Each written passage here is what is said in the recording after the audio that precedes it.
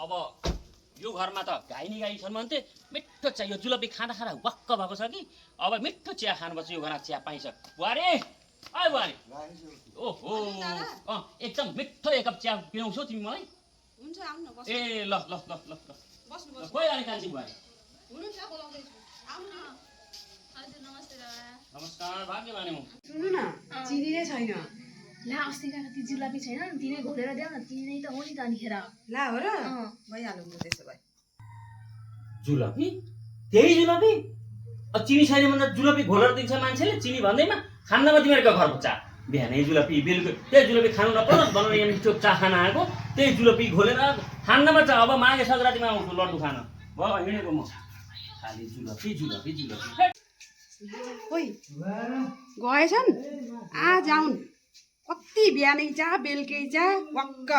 ढुक्क भयो होस्